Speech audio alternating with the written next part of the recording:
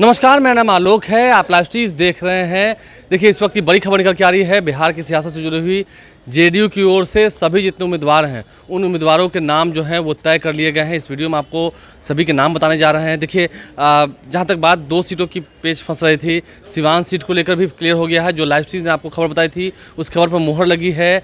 रमेश कुशवाहा, जो कि पहले राष्ट्रीय लोक मोर्चा के साथ थे, लेफ्ट पार्टी से पहले विधायक रहे हैं 2015 से 2020 के टर्म में, उन्होंने आज जेडीयू का दामन थाम लिया है। देखिए, उन्होंने जेडीयू का दामन थाम लिया। तस्वीर आपको दिखा रहे हैं जेडीयू दफ्तर से, जहां पर उमेश कुशवाहा, जो कि प्रदेश अध्यक्ष हैं जेडीयू के, वे मौजूद थे। इसके अलावा फिर विजय चौधरी बिहार के मंत्री हैं, अशोक चौधरी, राज्यसभा के सांसद संजय झा, उन सभी ने रमेश कुशवाहा और उनकी धर्मपत्नी विजय लक्ष्मी देवी को जेडीयू की सदस्यता दिलवाई है। तमाम तस्वीरें आपको दिखा रहे हैं जेडीयू कार्यालय से, जहां पर रमेश कुशवाहा ने अब जेडीयू का दामन थाम लिया। उनकी पत्नी विजय लक्ष्मी ने जेडीयू का दामन थाम लिया। और आपको बता दें, पक्की खबर बता दें, कल यानी कि होलिका दहन के दिन 24 मार्च को कल जेडीयू के प्रत्याशियों की घोषणा हो जाएगी। इस बात को पक्का मान के चलिए, कल औपचारिक ऐलान भी हो जाना है। और जहाँ तक एक और बात फंस रही थी, हमने आपको बताया जहानाबाद सीट को लेकर। देखिए, जहानाबाद सीट पर भी एक बार फिर से चंदेश्वर प्रसाद चंद्रवंशी, जो कि 2019 में चुनाव जीते थे जेडीयू के सिंबल पर, अति पिछड़ा समाज से हैं,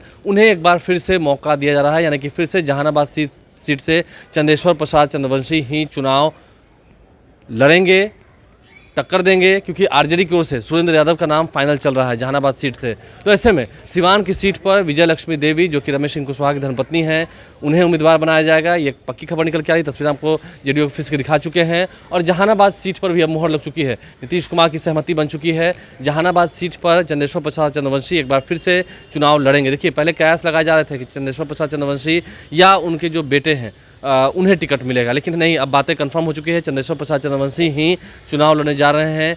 उनका चयन कर लिया गया, उन्हें फिर से मौका दिया जा रहा है। देखिए, कई ऐसी सीटें हैं जहां पर फिर से मौका दिया जा रहा है, जैसे कि दुलालचंद गोस्वामी को कटिहार से फिर से मौका दिया जा रहा है। इसके अलावा दिनेश चंद्र यादव को मधेपुरा से मौका दिया जा रहा है, दिलकेश्वर कामत को मौका दिया जा रहा है, संतोष कुशवाहा, जो कि पूर्णिया सांसद हैं, उन्हें मौका दिया जा रहा है। जेडीयू ने ज़्यादातर जो अपने सांसद हैं उन्हें रिपीट किया है। सिर्फ एक सिवान में टिकट कटा है कविता सिंह का, जो कि अजय सिंह की धर्मपत्नी है, 2019 में चुनाव जीती थी, उससे पहले वो विधायक भी रहे हैं। तो कविता सिंह का टिकट कट गया है। और ये बात पक्की मान के चलिए, अब जब रमेश कुशवाहा ने जेडीयू का दामन थाम लिया, उनकी धर्मपत्नी विजय लक्ष्मी देवी ने जेडीयू का दामन थाम लिया है, कल ही उम्मीदवारों का ऐलान हो जाना है, जो पक्की खबर निकल के आ रही है।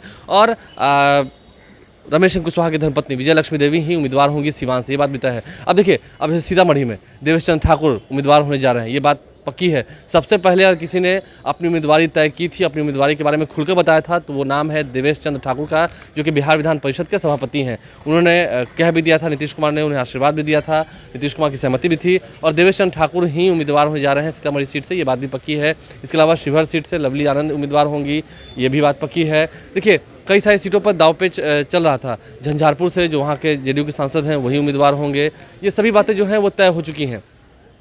किशनगंज से मास्टर मुजाहिद वही उम्मीदवार होने जा रहे हैं, ये बात भी तय है। तो जेडीयू ने अपनी रणनीतियाँ जो हैं वो बना ली हैं, जेडीयू ने अपनी रणनीतियाँ जो हैं वो तय कर ली हैं। लेकिन अभी भी अगर हम उस तरफ देखें, यानी कि विपक्ष की ओर देखें, तो क्या पेच फंसा हुआ है, आरजेडी और कांग्रेस के बीच में पेच फंसा हुआ है। लालू प्रसाद ने कई ऐसे उम्मीदवार हैं जिन्हें सिंबल बांट दिया है। बांका से जयप्रकाश नारायण यादव, पाटलिपुत्रा से मीसा भारती का नाम तय है, रोहिणी आचार्य का नाम तय है, सुधाकर सिंह बक्सर से, जो कि कृषि मंत्री रहे हैं, कुमार सर्वजीत, जो कि कृषि मंत्री रहे हैं, उन्हें गया से सीट मिल चुका है, उन्हें सीट भी दे दिया गया है, उन्हें टिकट भी दे दिया गया है।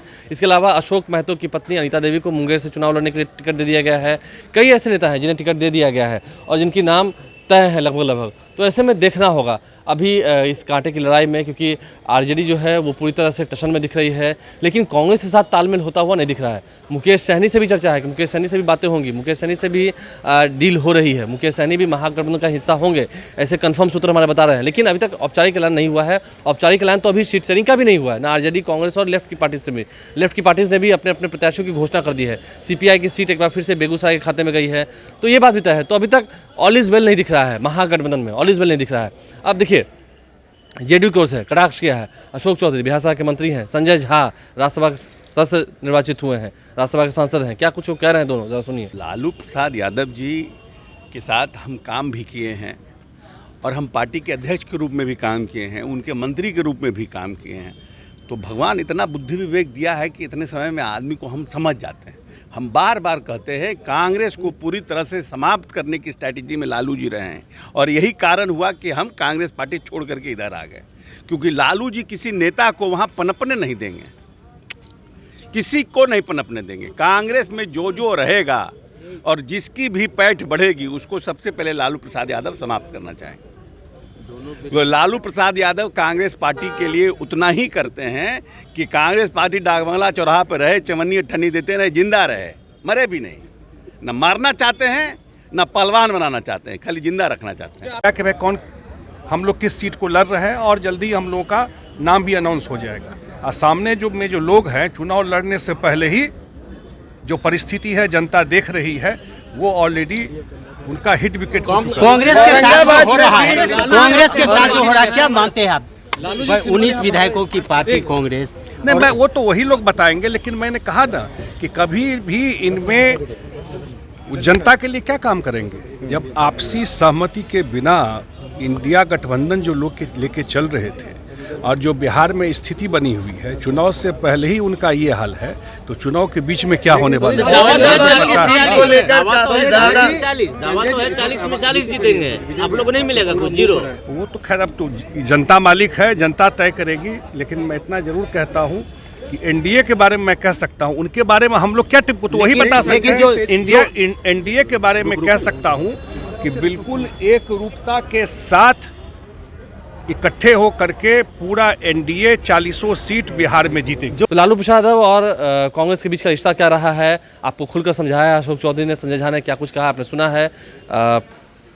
जेडीयू दफ्तर पहुंचे थे सभी, और देखिए अब जेडीयू में भी ये खुलकर बातें सामने निकल के आ रही हैं कि अब चुनावी मोड में सभी दिख रहे हैं, सभी अपने अपने चुनावी अखाड़े में कूद रहे हैं और पूरी तैयारी है। अब आगे क्या करना है, कैसे लड़ना है, बीजेपी भी जल्द अपने उम्मीदवारों का ऐलान कर सकती है, इस बात की पूरी संभावना है। बीजेपी ने भी अब तक अपने उम्मीदवारों के नाम का ऐलान नहीं किया है, कांग्रेस ने भी अभी अपने पत्ते नहीं खोले हैं। तो क्या आरजेडी और कांग्रेस की राहें, अगर यूं ही चलता रहा सफ़र, तो क्या आरजेडी और कांग्रेस की राहें जो है वो जुदा हो जाएंगी, देखना होगा।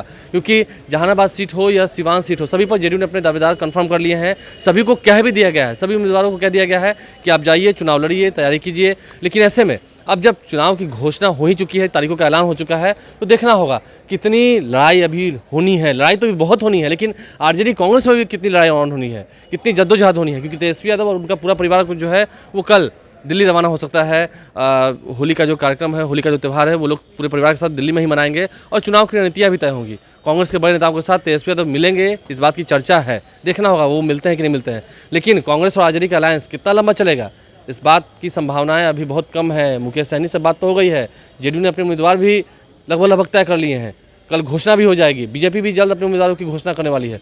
लालू प्रसाद ने भी सिंबल बांट दिए हैं, ज़्यादातर उम्मीदवारों को सिंबल दे दिया है, सभी को ग्रीन सिग्नल दे दिया है। लेकिन कांग्रेस का अभी तक कुछ अता पता नहीं। क्या कांग्रेस अपना आत्मसम्मान गंवाकर आरजेडी की पिछलागू पार्टी बनकर, जैसा कि बीजेपी और जेडीयू कहती रही है, वैसे ही चलेगी, देखना होगा। हमारे चैनल को सब्सक्राइब कर लें, साथ साथ फेसबुक पेज भी लाइक करें। धन्यवाद।